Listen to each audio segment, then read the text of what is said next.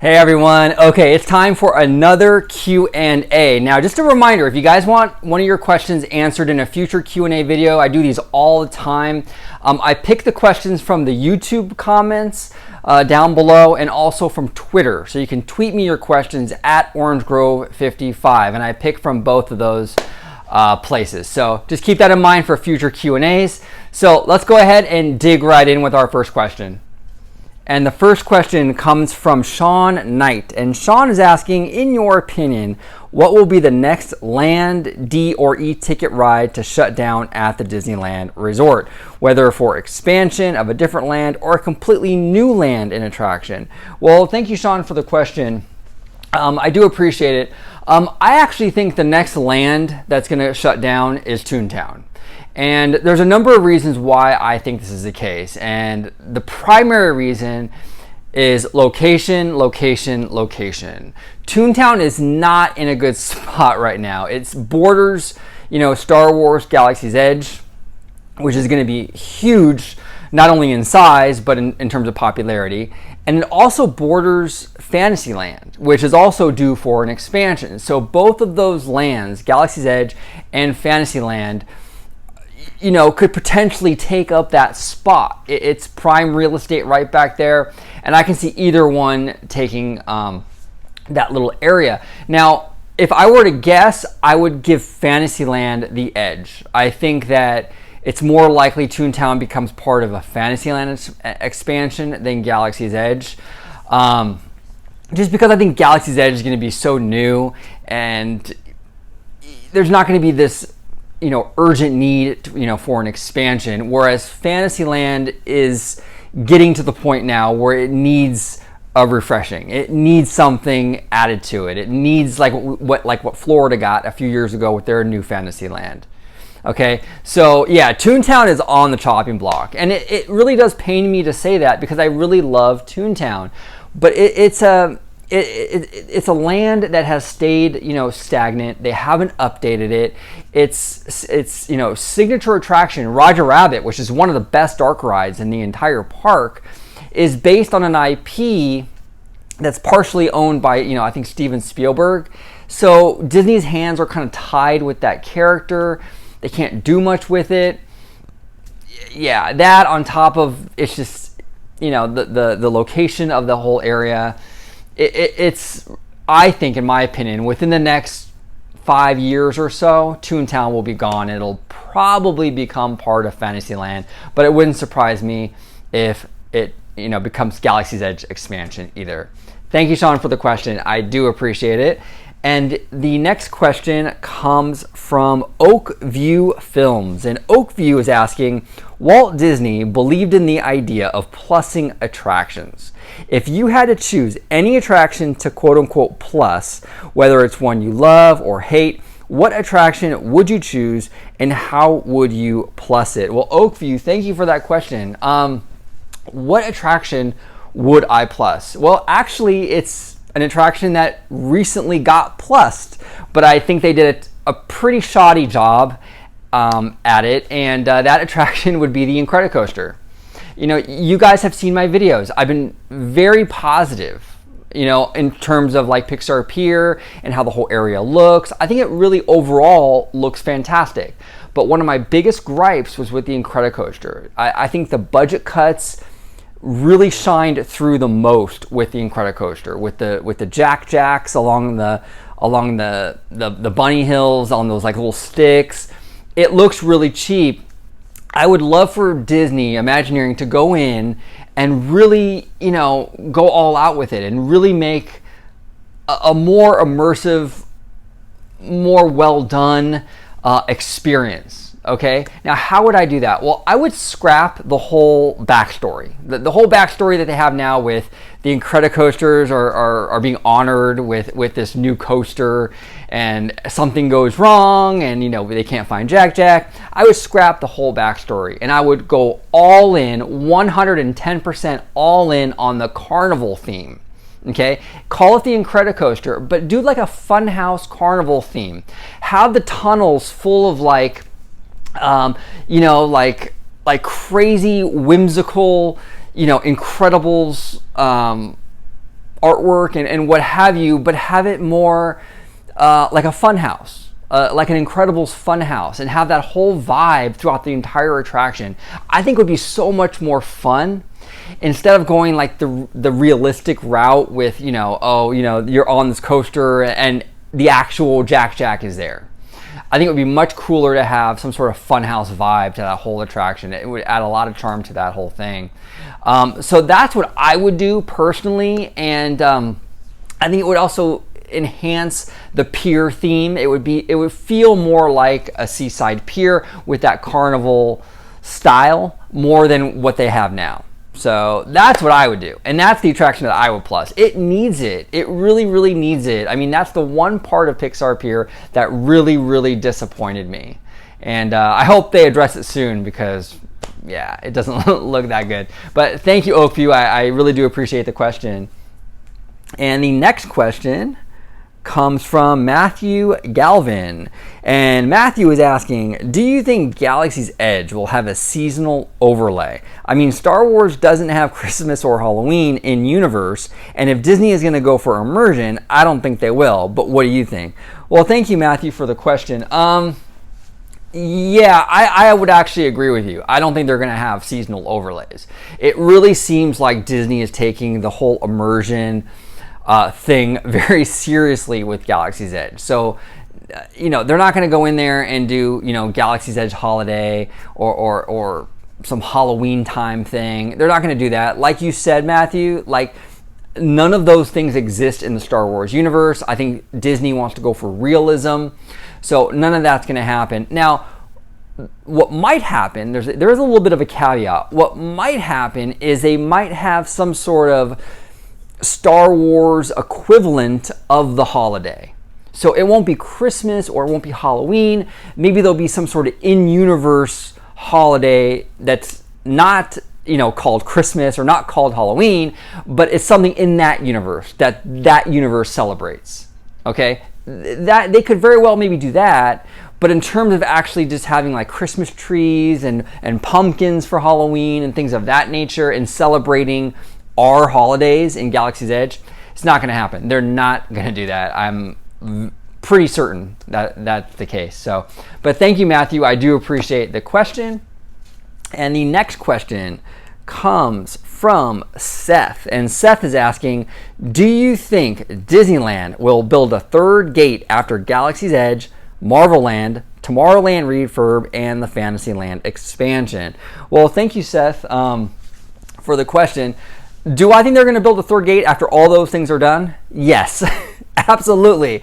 I mean, after Marvel Land, after Tomorrowland, after Fantasyland, after Galaxy's Edge, after all those things, there's no more room left. What else would they use? What other area could they expand or grow? They kind of have to do a third park after all that stuff is done.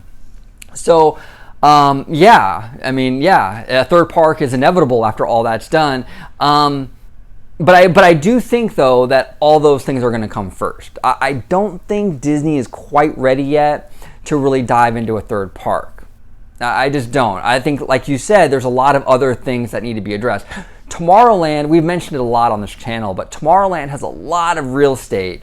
And it's going to have a lot more, I think, because I think Star Tours is on its way out, in my opinion. But Tomorrowland's going to have a lot of empty real estate when Galaxy's Edge opens. Fantasyland, like you mentioned, needs an expansion. We still have Marvel Land that they can, they can do at DCA. Remember, the Marvel Land that's opening in 2020 is Phase 1. Phase 1. They're probably going to dip into Hollywood Land for Phase 2.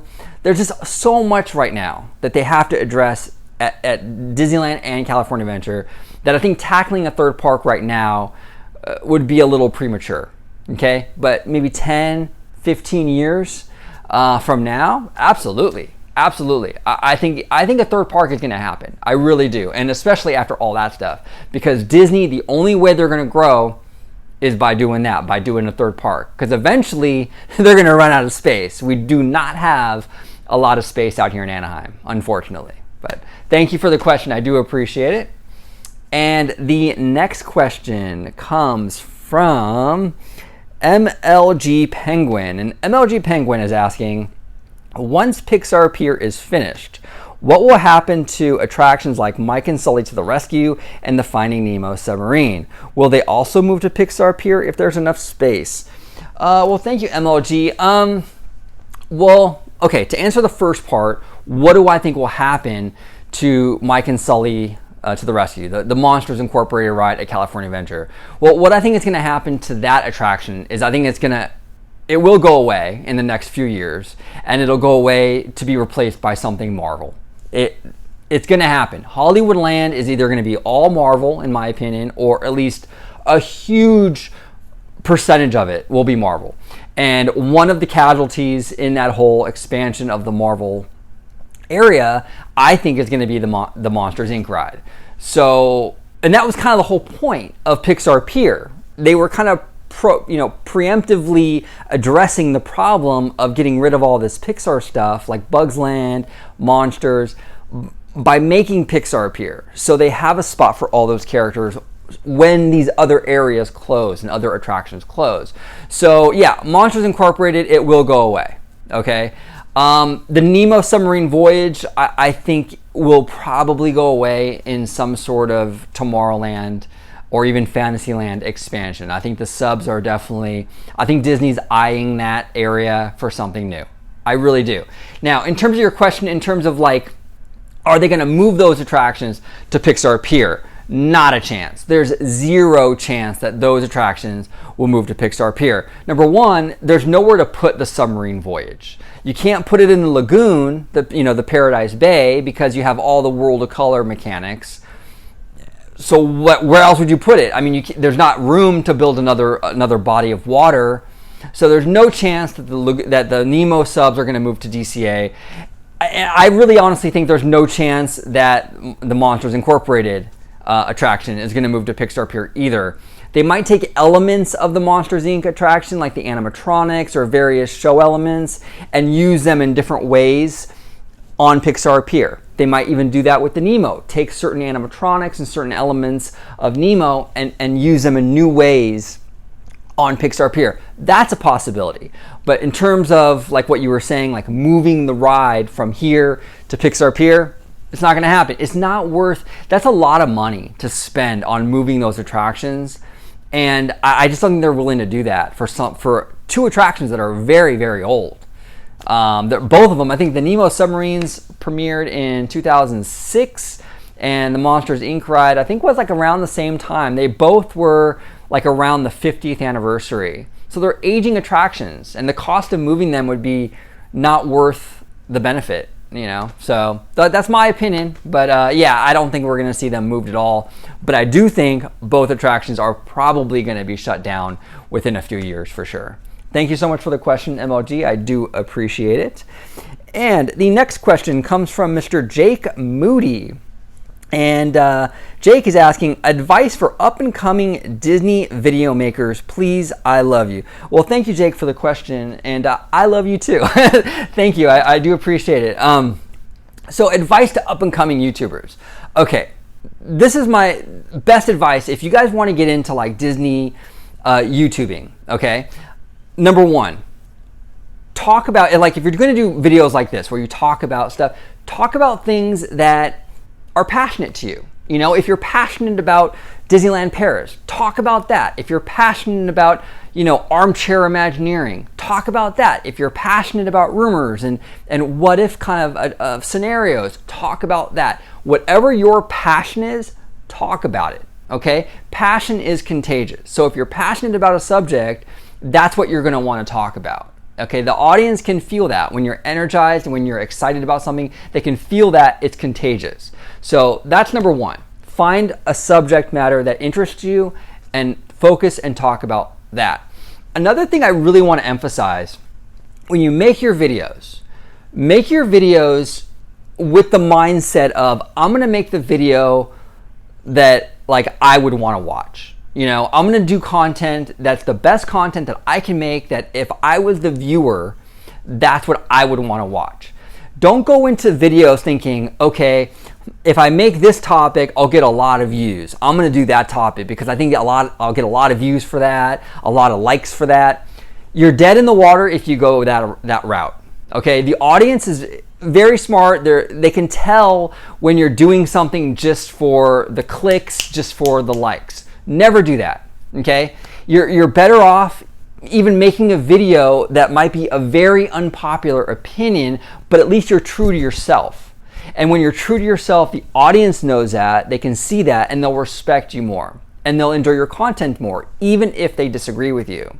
Okay, so always be real with yourself and you're real with your audience, even if it's the unpopular thing. Look, I have made many videos. When I was filming them, I'm thinking, oh man, my audience is gonna hate this opinion. I'm gonna get it in the comments section. Everyone's gonna disagree with me. I'm gonna get a lot of dislikes.